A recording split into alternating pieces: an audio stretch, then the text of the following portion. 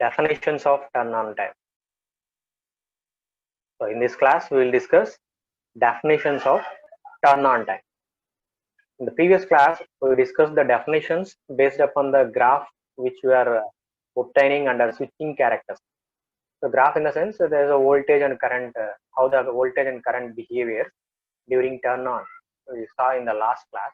In this class, we will try to learn the definition, how to define delay time, how to define a rise time. Similarly, how to define a spread time during turn-on process, because turn-on time is classified basically three types.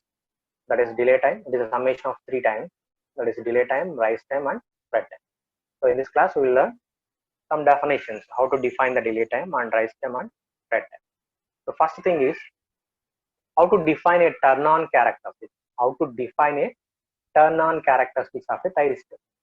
Turn-on characteristic of a thyristor can be defined like this. I already mentioned in the PPT. Is the first point. Transition time. Transition time from forward blocking to forward conduction state. Transition time from forward blocking to forward conduction state is nothing but SCR or thyristor turn-on time when gate pulse is applied. This is a common definition. In the previous class also we stated the same definition. Turn-on characteristics are observed between forward blocking state and forward conduction. Between forward blocking state and forward conduction. That is the definition we have mentioned here. Then how to define a delay time? Delay time we already mentioned with the help of graph. That is anode current we can define, or with the help of voltage, that is anode voltage, anode cathode voltage we can define, and also with the help of gate current also we can define. But the only thing is during the delay time, what will happen? We have to know. During delay time, what will happen inside the SCR? That is the thing we have to know. So during delay time, also define the delay time with the help of graph. I already mentioned in the previous lecture. So if you want, you can check. This is the graph. Delay time. Delay time is nothing but with the help of anode current also we can define. So anode current. With the help of anode current, we can define like this. This is the time from initial forward leakage current to 10% of final value of anode current. From initial leakage current to 10% of anode current. 10% of anode current. We can define as a delay time. Or with respect to anode voltage also we can define. It is a very decreasing of value from VA value to 90% of VA. VA is 100%. If you think it is 100%, it is a decreasing of value of voltage from 100% to 90% is nothing but delay time. With the help of anode voltage we are defined. Or with the help of gate current also we can define. During delay time, if you see the graph here, it is nothing but 90% to 100% of gate current. 90% to 100% of gate current is nothing but delay time. Now, in this class, we will see what happens during delay time. What happens during delay time? If you see the graph, the time taking for delay time and spread time is less. Time taking for delay time and spread time is very less when compared with rise time. When compared with rise time. That means time taking for delay time and peak time, or you can say spread time. Sorry, you can say spread time. Time taking for delay time and spread time is less when comparing with rise time. Okay, that means rise time is more. It creates more time period. That means we are getting more losses during this rise time only. Whereas in delay time and spread time, there is very less losses, power losses in SCR during turn-on process. So that means there is some difference between this. Time taking more means it takes more time to spread the electrons movement, or you can say the movement will be movement of electrons will take more time during transition time. Movement of electrons or holes, you can say charges. Movement of charges during rise time is more. It takes more time to move when compared with the delay time and spread time. Okay, when compared with delay time and spread time. If you see the clearly concept, what will happen in the delay time? You see the first point under the delay time. By applying gate current, charges are injected into the gate to cathode junction. That is the basic concept. By applying a gate current, charges will move between gate and cathode junction. Okay, charges will move between gate and cathode junction. gate and cathode junction. In that junction, initially there is a narrow path. Charges will flow initially in a narrow path. Why? Because it is a narrow path means it is due to non-uniform distribution of charges. It is due to non-uniform distribution of charges. That means between gate and cathode, there is no uniform charge distribution. There is no, between gate and cathode, there is no uniform charge distribution. Due to that reason only, initially charges are flowing in a narrow path region.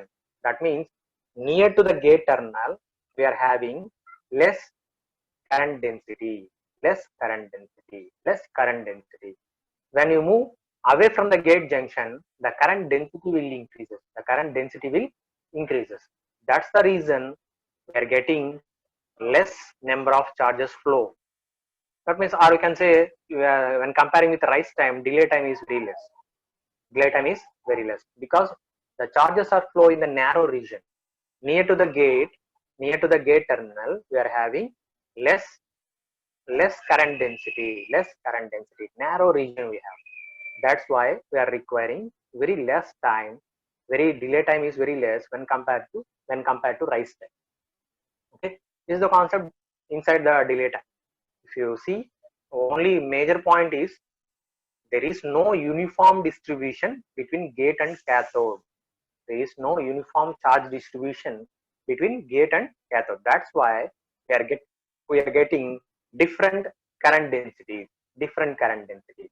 Due to because if you observe the near to the gate terminal, we have less current density. If you move away from the gate junction, we are getting more current density. There is a non-uniform distribution. That's why we are getting delay time is very less. Delay time. During this delay time, anode current will flow to the narrow region only.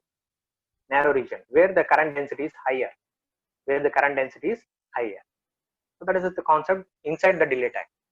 If you see the rise time, what is the rise time means? If you define from the graph, rise time is nothing but is the rise time with respect to anode current.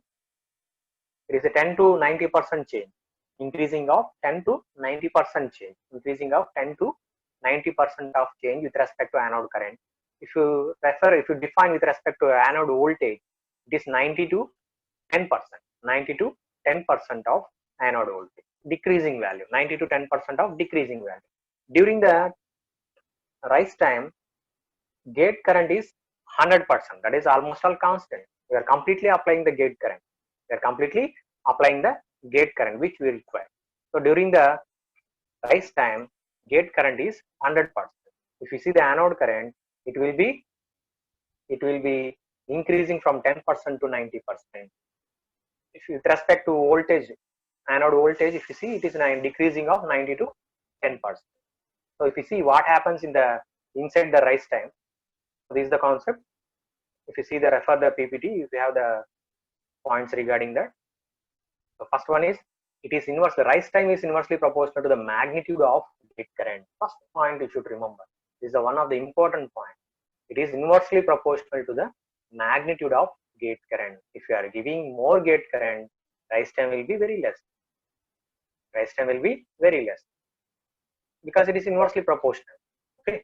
So if we are giving more gate current, rise time will be very less. If you are giving very less gate current, rise time will be more. Depending upon that only, the turn on time will be decided. Because if you observe the complete turn on time, major dominant time period is rise time. Remaining part are very less.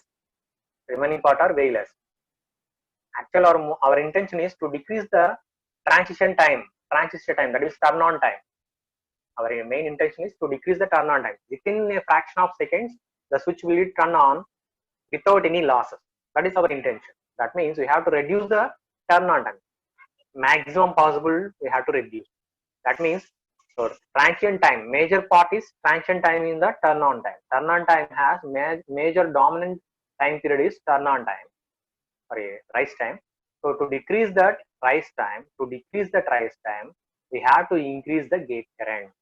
With that, we can control the turn on time period of SCR. I think you guys should be clear with this. So first thing is, we have to turn on time should be less, and there is less number of losses. With less number of losses, to decrease the turn off time or turn on time, to decrease the turn on time, we have to focus more on rise time, because the dominant time is rise time only. So for that, we have to decrease the rise time. We need to focus on gate current magnitude. Gate current magnitude. If you are increasing gate current magnitude, then rise time will decreases. That is a major point and key point for the turn on characteristic. So that is the first point. Second one is the current during rise time also flows in the narrow region. However, the area of this narrow region is more than that in case of delay time. More than that in the case of delay time. That's the major difference. If you see the area very near to the gate is very near to the gate, it is a very less area. If you move on further, it will get more area. That is the thing. So this also moves in the narrow region, but the area covered by the transient during the transient rise time is very more compared to delay time area. So that's why it takes more time when comparing with delay and spread time. Next, last point is, since the current and voltage are more during rise time, since the currents and voltages are more during rise time, the turn on losses in SCR is also more during rise time. This will be clearly observed in the graph. This is the time. This is the thing. So during rise time, you can see there is an increasing anode current, and also there is a decreasing current. So there is a current and voltage in rise time. That's why we are getting power loss. And last thing is spread time. Spread time is nothing but during the spread time. If you see, it is almost all 90% of anode current to 100% of anode current. That is almost all we are getting constant anode current. That means which is almost all in turn on condition only. Turn on condition. The SCR is in on condition. If you see that with respect to voltage value, VA value, it is from decreasing from 10% of VA to almost all on-state voltage drop. So that is nothing but the during turn on. SCR is turn on, then it doesn't get any voltages. We are only getting on-state voltages, and anode current is constant throughout this once the SCR is turned on. That is steady state operation. Okay. So spread time you can define anode current spreads over the entire cross section of cathode. Anode current spreads anode current. That means the SCR is turning on. That's why the SCR completely contains anode current. Anode current. So the entire anode current is spreads across the cathode region.